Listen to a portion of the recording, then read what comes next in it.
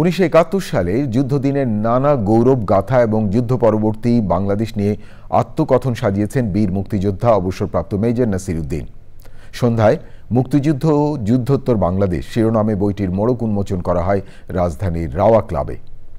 ইতিহাসবিদ ডক্টর সৈয়দ আনোয়ার হোসেন, সাবেক পররাষ্ট্র বিষয়ক উপদেষ্টা ডক্টর ইফতেখার আহমেদ চৌধুরী, চিত্রশিল্পী হাশেম খান, অবসরপ্রাপ্ত মেজর জেনারেল সৈয়দ মোহাম্মদ ইব্রাহিম বীর প্রতীক এই মোড়ক উন্মোচন অনুষ্ঠানে অংশ নেন।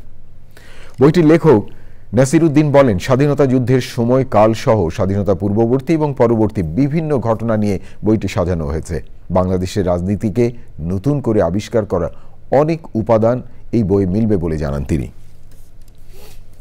যে বইটির আজকে মোড়ক উন্মোচন হলো, এই বইটি লিখতে আমার 6টি বছর কেটেছে এবং এই বইটি প্রকাশের জন্যে বা প্রকাশনার জন্যে আমি অনেকের কাছে গিয়েছি, কিন্তু অনেকেই সাহস করেনি আমার এই বইটি প্রকাশ করার জন্য।